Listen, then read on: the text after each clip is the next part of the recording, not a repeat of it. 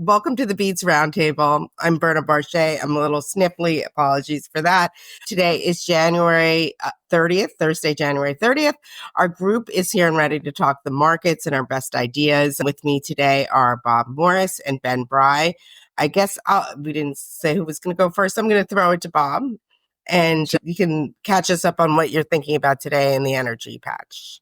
Sure, thanks. We're watching these gas names here. I mentioned on the show on Monday after the open, we bought or added to our positions in Expand Energy and EQT. Both those stocks are up 3% plus since that purchase on Monday. And I've been watching these names, hoping to buy some more or add to my positions there because you've got natural gas prices are back down to around $3.10 now, which is a huge pullback as the market's looking past now this cold weather that we've had, and we're about to enter into February and then March, and you're into the spring. But while gas prices have done pretty much what we thought post this spike following that cold streak, the stocks have maintained strong momentum. And I think part of it is investors looking at still the demand we're going to see from these AI data center build-outs, despite everything else that's happened in the market this week, and just the momentum. And Bakes has talked about EQT on a technical basis, how that one continues to break out. Maybe we don't get a chance to buy these cheaper. I don't know. I'm watching them here. I think you do get a chance, so I'm just being patient. Like I said, I added to them on Monday on the big pullback, and I'm just looking to see if we get another pullback to add to those names of which we have positions in. The other thing we're watching here, and Ben and I were just talking about, is on CNQ.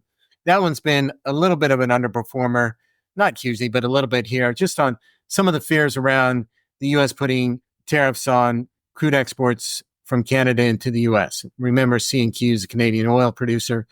And again, we think that's, at the end of the day, largely posturing.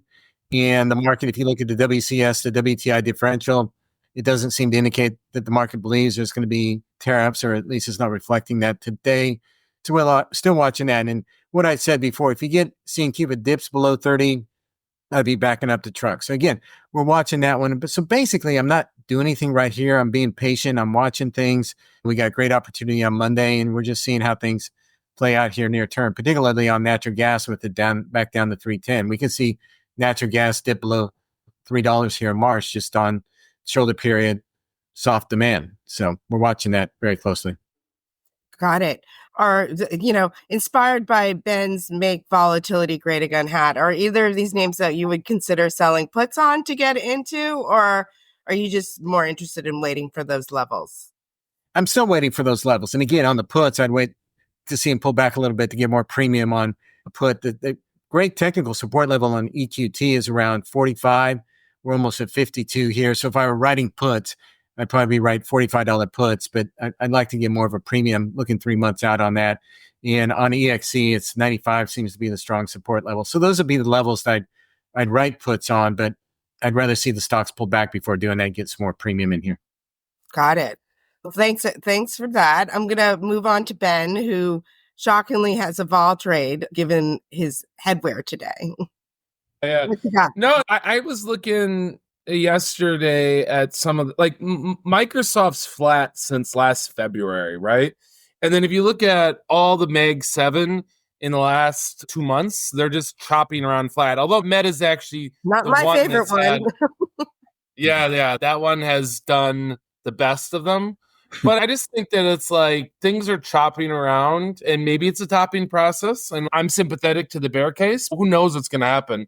In the meantime, you have all these tariff things that Bob just talked about, and I don't think they play themselves out until April or May.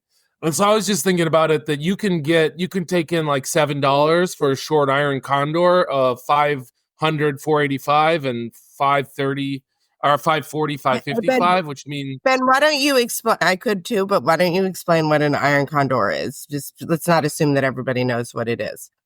Oh, okay. So you would short a 500 put and buy a 485 put on the NASDAQ, the QQQ, and then you would short a 540 call and buy a 555 call. So that way you're cutting off the tails. Like it's not a strangle where you're just betting on short vol outright, but you're betting on it staying in a range.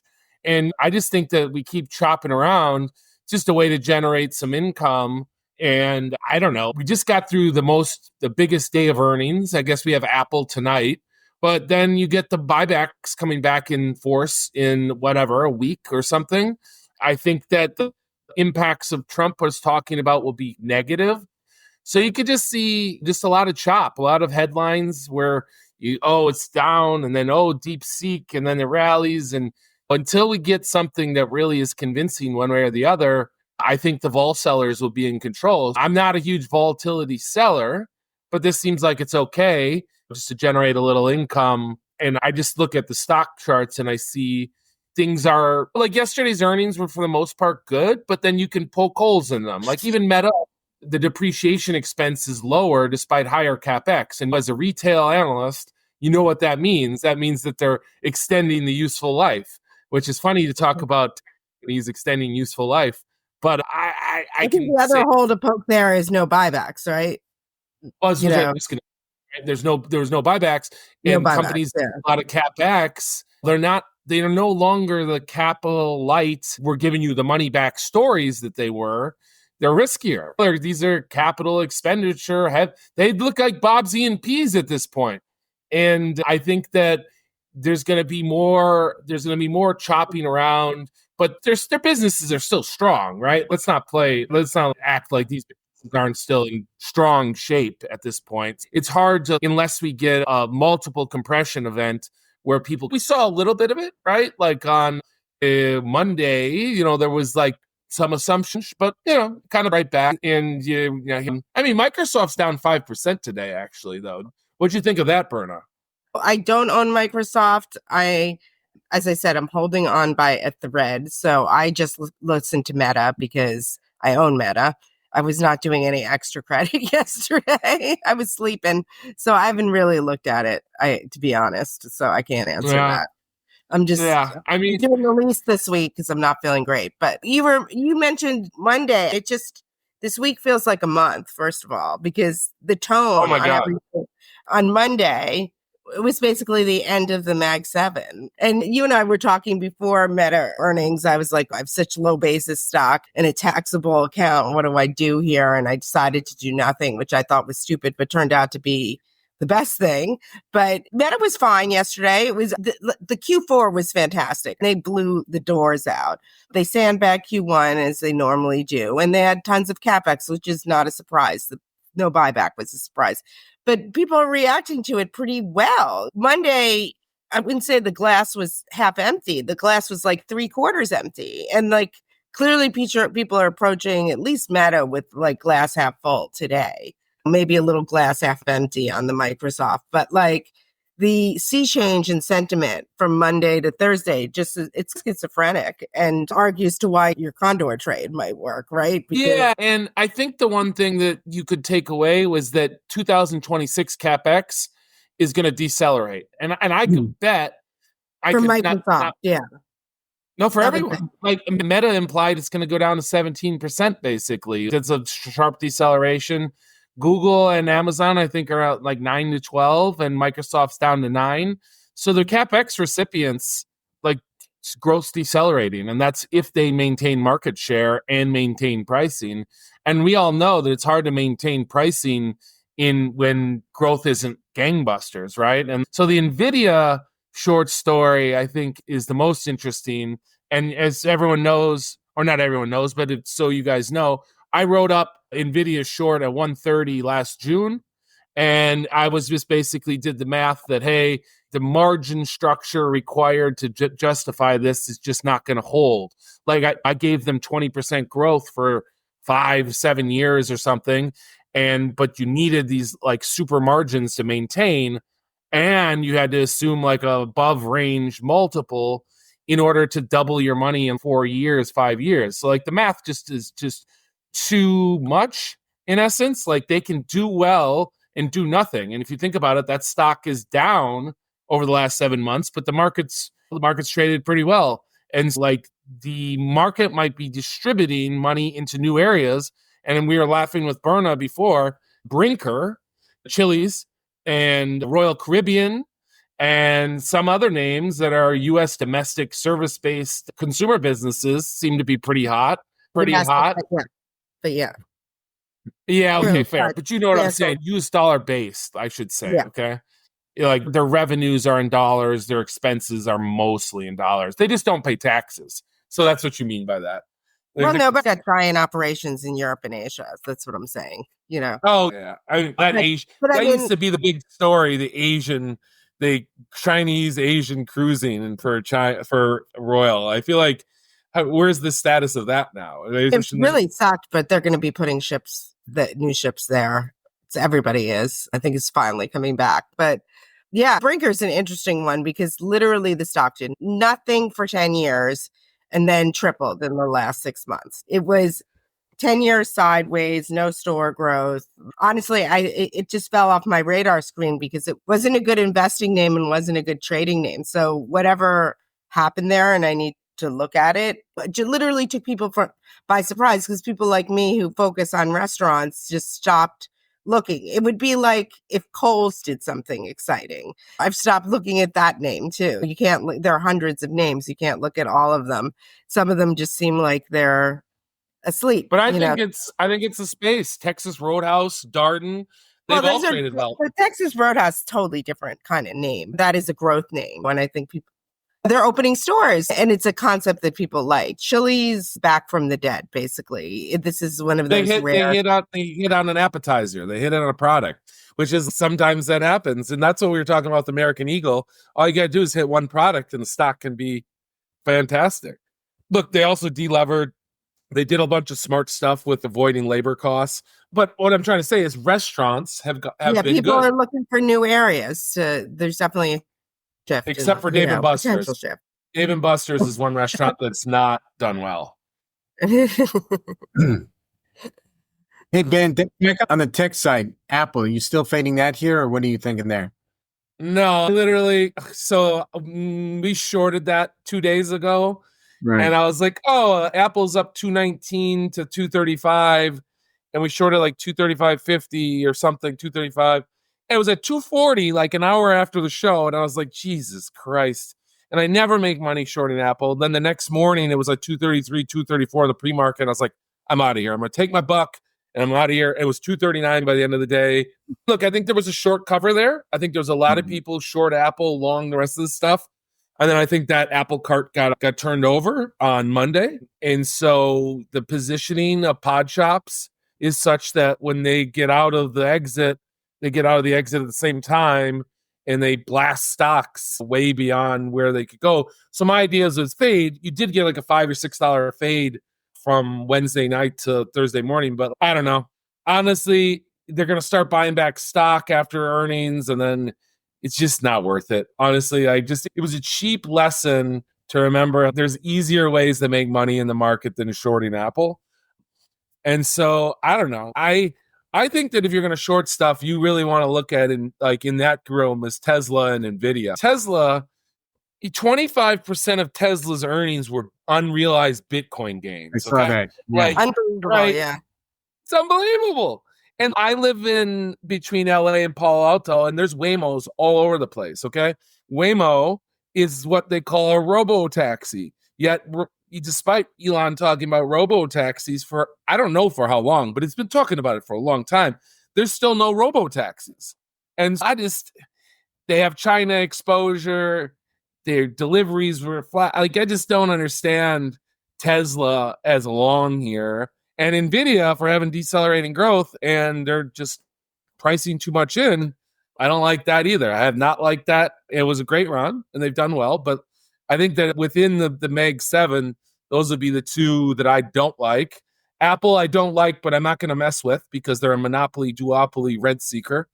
Microsoft, I don't really have a strong opinion. Meta seems to be one of the relative winners, and Google, it's whatever. And I just think that it doesn't seem like those stocks are really going anywhere in aggregate. Like they've had some runs, they had some pullbacks, but we're like, since July in aggregate, they're flat to down, like Meta being the best one. So, well, I think that's the point. I think I wrote a piece about this, like in the very beginning of 2024, is that people got into looking at these as aggregate. And if you're trying to think about like fund flows and sector flows, like in the market, sure, look at them as an aggregate. But if you're picking stocks, these in energy, I could tell you that it's very unlikely that Exxon would be up 20% one year and Chevron would be down 20% one year. Short of some ecological disaster with liabilities happening, it just doesn't work like that because they're correlated by the underlying commodity. But these companies are only there are some correlations across them, but they're in totally different businesses. And I think people trying to make a buy Mag 7, sell Mag 7 call there are different factors driving them. What does Tesla have to do with Meta, really? They're both at the top of the market, and one of the biggest So drivers. it's a fun, like if you're doing a macro fund flow thing. If you actually look at the stocks, there were giant dispersion in their actual performance. The difference between the top and the bottom one every year for the last 10 years has been last few years has been about 50 points in return. They're all consumer-facing names with the exception of Nvidia and Broadcom, right? They all sell to the consumer. And so, they have a cyclical component to them, whether it's advertising or actually selling. And Microsoft is consumer facing, but the part that's been driving it is not consumer facing. And they all have a cloud. Most of them have a cloud business too. So those are I get it. They're not the exact same, but I just think that the way that money's allocated. Tesla will be mostly driven by how many cars it sells and how profitably it does it. So much hype around Elon, which is actually another point I was going to make to you is I would agree with you on a fundamental basis that Tesla's one of the two best shorts here, but I don't know if you can short Elon as long as he's this close to the White House. I mean, it's just a meme stock. What's that? The meme stock, yeah. Meme stock, and if they force a TikTok sale, who's in pole position right now? Microsoft, apparently, or Oracle, or maybe Musk. So I don't know. He owns Twitter. Why would he buy TikTok? Why would he buy TikTok? He owns Twitter. Because if he got it at a below market price, if he got it at the right price, then it's just buying an asset. And Nvidia, and they're totally different formats. Nvidia format versus a text format are completely different audiences, different mediums. Like they're completely different. They're just both social media, but with different, from an advertiser perspective, there is no better Gen Z advertising platform than TikTok. So yeah, they're complementary, not competitive, but I don't think he should be the buyer. If you wake up and he's somehow gotten a deal on that you would think it wouldn't be through Tesla, but if it was, I don't know. I'm making up a scenario, but I'm just saying, I feel like it's hard to short him while he's this close to the White House. I don't disagree, but I think it's in the price. And we shorted it at 478, and it's been a good short since then. It's down 20% since the Fed meeting. I don't know. Well done. In a sideways market, that's a pretty good outperformer. I just don't see when the multiple's this high and 25% of your earnings are unrealized Bitcoin gains, where's it going to go? It's $1.5 trillion. I just don't really I'm not worried about that. Look, it tried to rally yesterday and it's already back to 390. There's no bid there. There's no bid. I'm with you fundamentally. I'm just the exogenous risk of it all. Yeah. I take the risks you want. We've gone far afield. Anyway, just going back to your initial trade before we wrap it up. So you're making a bet on lower volatility and you're doing so. Would you say lower volatility or a range-bound market? I think it's a range-bound market. I don't really love the price of volatility, but I just look at, we just passed the earnings and things chopped around. We just passed 2 months, just chopped around. We got through the Trump chopped around. I don't see a growth story. I think growth's going to slow. Look, Trump's talking about freezing spending, freezing jobs, potentially tariffs. And I think there's just a lot of uncertainty. So there's probably some hiring in the private sector. People are waiting to see what the rules are. As entrepreneurs, it's hard to plan if you don't know what the rules of the game are. So I think until we have some certainty, and it sounds like this like he's saying February 1st, but if you look between the lines, it sounds like April 1st. And we got a little bit of buyback coming amidst a little bit of slowdown weakness. And the dollar's strong, the yen's strong today. And so there's just some cross currents. I could see things fall apart, but at the same time, just seems like, hey, I take in 750 and I risk 750. Okay, so it's all right. What is that? It's 12% or something like that. or no, sorry, 12%. It's 120, 130 basis points. It's not bad. You just pick it up for a month and a half, or what is today? February 1st, or is it the last day of the month? Yeah. So annualized, it's like 12% basically. So I don't know, like it's better than a T-bill. And you can also trade around that as well. And you're just like, hey, I'm just doing something to generate yield in a sideways market. Now, look, the argument against it would be, hey, we're going to break out from here. But do you have a good reason why we're going to break out? Is probably what I don't really see other than... Well, I think if the tariffs on Canada and Mexico dropped on February 1st, we would drop, right? Maybe? Mm-hmm. I don't know. That's priced in at this point? Because I think some of that's priced in. I think at least half of that's priced in, right? So yeah, maybe some. But what does that flow through to? Explain to me what you think. Like, I think Bob C and Q would be the way I would rather short, or something like that that's directly affected rather than the broad market. Maybe the broad market gets hit some, but again, you're talking about the $500 is 5% down. Do you think we'd go more than 10% down?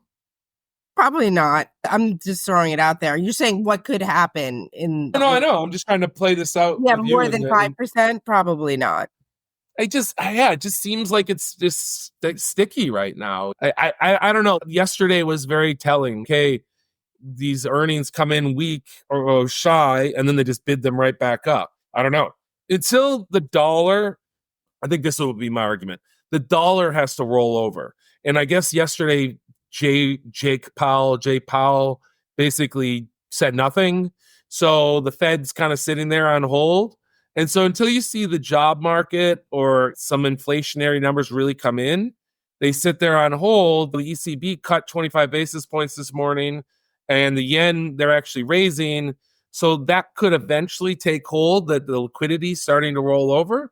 It takes a little time. And so that would be the way I would see. If you're really bearish the US market, you have to be bearish on the dollar, basically, because there's so much foreign money that's sitting in the US markets. So that would come out.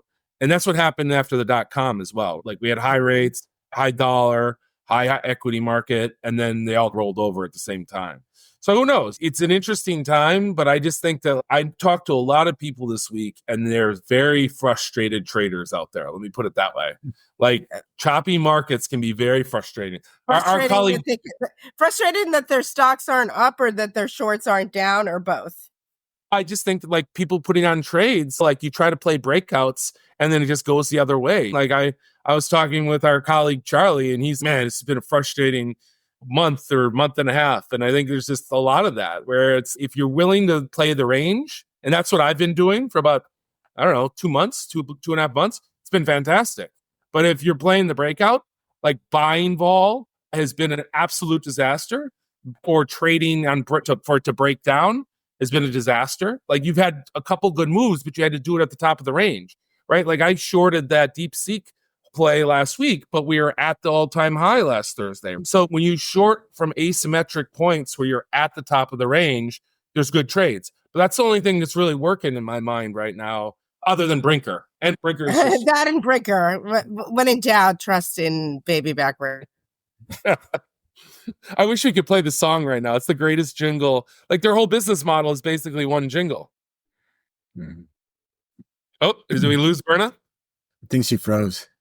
All right. I guess that's it, guys. I'll call it from here. Thank you very much, Wall Street Beats. See you soon. Take care. Feel better, Berna.